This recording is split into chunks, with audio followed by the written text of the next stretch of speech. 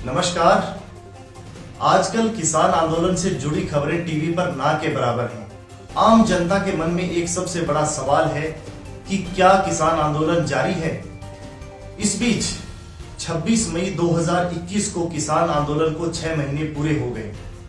सरकार की तरफ से कोई समाधान नहीं निकला। 5 राज्यों के विधानसभा चुनाव भी संपन्न हो गए। किसान आंदोलन की शुरुआत सितंबर 2020 में पंजाब से हुई। लगभग 2 महीने तक किसान पंजाब में धरने पर बैठे। केंद्र सरकार ने इसे अनदेखा किया। 26 नवंबर 2020 को किसान दिल्ली बॉर्डर पर पहुंचे।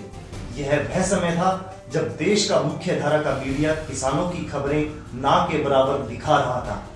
किसानों को रोकने के लिए सर्दी के मौसम में उन पर ठंडे पानी की बौछारें की गई। कंटीली तारों से रास्ता रोका गया, पर किसान डटे रहे। सरकार और मुख्य धारा का मीडिया किसान आंदोलन को तवज्जो नहीं देना चाहता था। किसान संगठनों के 29 नेता सरकार से बातचीत पर टेबल पर आए, जिसमें कृषि मंत्री नरेंद्र सिंह तोमर और रेल मंत्री पीयूष गोयल शामिल थे, पर बातचीत सफल नहीं हुई। किसान संगठनों का कहना है कि सरकार लिखित में न्यूनतम समर्थन मूल्य यानी एमएसपी की गारंटी दे, जबकि सरकार और मीडिया का कहना था कि किसान प्रधानमंत्री की जुबान पर भरोसा करे। भविष्य में जब भी एमएसपी पर कोई खरीद ना हो तो पीएम की जुबान को पेश कर दीजिए, पर लिखित में नहीं देंगे। 2 महीने तक दिल्ली के विज्ञान भवन में कई दौर की बातचीत हुई, पर कोई नतीजा नहीं निकला। किसानों ने सरकार का खाना तक नहीं खाया। खाना दिल्ली के गुरुद्वारा बंगला साहब से जो आया वह लिया। इस बीच सरकार और मीडिया 26 जनवरी का इंतजार कर रहे थे, जैसे सब कुछ प्लान कर रखा हो। 26 जनवरी को किसान संगठन दिल्ली के बाहरी इलाके में परेड निकालना चाहते थे, लेकिन प्रशासन राजी नहीं हुआ। किसान परेड पर डटे रहे, लेकिन प्रशासन टस से मस नहीं हुआ। प्रशासन किसानों को उलझाए रखा। इस बीच 25 जनवरी तक कोई परेड को लेकर समाधान नहीं निकला। देर रात प्रशासन ने परेड निकालने के लिए किसानों को जो सड़क दी वह अगले दिन यानी 26 जनवरी को बंद मिली। यानी किसान आंदोलन को फेल करने की रणनीति बनाई जा चुकी थी। 26 जनवरी को किसान आंदोलन उग्र हो गया। कुछ किसानों ने दिल्ली के आनंद विहार आईटीओ से होते हुए लाल किला पहुंचकर एक खाली पोल पर निशान साही फहरा दिया। सबसे हैरानी की बात, इस रूट पर किसानों को जाने में कोई खास दिक्कत नहीं हुई, जबकि 26 जनवरी का दिन था, जिस दिन हाई सिक्योरिटी रहती है। सब कुछ ऐसे हुआ जैसे किसी ने पहले से प्लानिंग कर रखी हो। मीडिया भी सरकार के साथ मिलकर किसानों के खिलाफ हो गया। सबसे बड़ी खबर चलाई कि किसानों ने लाल किले पर कब्जा करके तिरंगे को हटाकर खालिस्तान का झंडा फहरा दिया, यानी पवित्र निशान साहिब को खालिस्तान का झंडा बता दिया गया और किसानों को आतंकवादी, खालिस्तानी, देशद्रोही ना जाने किन किन शब्दों से संबोधित किया गया, ताकि आम जनता के मन में किसानों के प्रति हमदर्दी खत्म हो जाए। ऐसा माहौल बना दिया गया कि अब किसानों को बलपूर्वक उठाया जाए। किसान आंदोलन को बलपूर्वक खत्म करने की वजह मिल चुकी थी। रात को भारी मात्रा में पुलिस फोर्स तैनात कर दिया गया। सरकार और मीडिया किसान आंदोलन खत्म होने के जश्न की तैयारी में लगा था। इस बीच पुलिस फोर्स धरना स्थल पर पहुंची और किसान नेता राकेश टिकैत को उठाने की तैयारी में थी। किसान नेता समझ चुके थे कि उनके खिलाफ साजिश हो चुकी है। किसान नेता राकेश टिकैत की आंखों में आंसू आ गए और उन्होंने कहा, मैं जिंदा वापस नहीं जाऊंगा। राकेश टिकैत के इन्हीं आंसुओं को सोशल मीडिया के जरिए पूरे देश ने देखा था। उसके बाद क्या हुआ? सब कुछ बदल गया।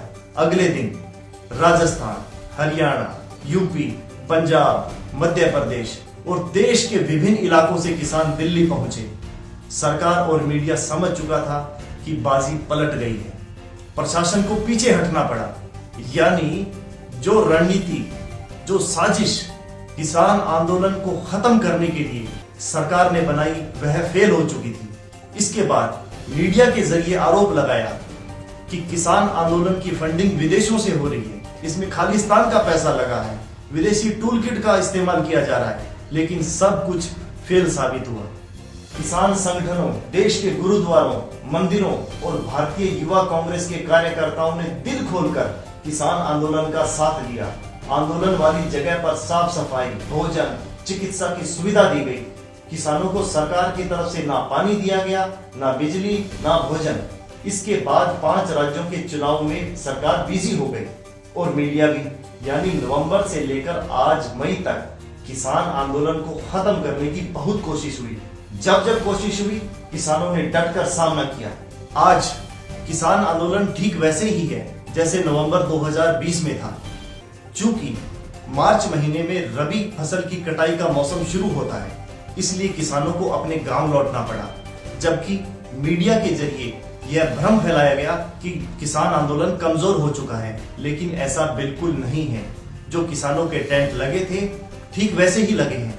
किसानों ने तो गर्मियों की तैयारी भी शुरू कर दी है। जैसे ही खरीफ फसल की बुआई शुरू होगी, किसान धीरे धीरे दिल्ली लौटना शुरू कर देंगे और किसान आंदोलन फिर से रफ्तार पकड़ना शुरू कर देगा। किसान बिल पर सरकार और मीडिया का कहना है कि इस बिल से किसानों को खुले बाजार में फसल बेचने की आजादी होगी, जिससे उनको फसल का अधिक मूल्य मिलेगा, एमएसपी से अधिक मूल्य मिलेगा। और सरकार और मीडिया तर्क भी देते हैं कि देश के 90% किसान एमएसपी पर अपनी फसल नहीं बेचते, यानी 10% से भी कम किसान हैं जिनको एमएसपी मिलता है। यानी मीडिया और सरकार के हिसाब से अगर हम गणना करें तो उस हिसाब से उन 90% लोगों की आय इन एमएसपी वाले किसानों से अधिक होने चाहिए, लेकिन ऐसा बिल्कुल नहीं है। जो लोग खुले बाजार में फसल बेचने को मजबूर हैं, उनको एमएसपी से बहुत कम दाम मिलता है। इसका सबसे बड़ा उदाहरण उत्तर प्रदेश और बिहार है, जहां पे किसानों को एमएसपी से बहुत कम दाम पर फसल बेचने को मजबूर होना पड़ता है, क्योंकि वहां पर मंडी सिस्टम खत्म कर दिया गया है।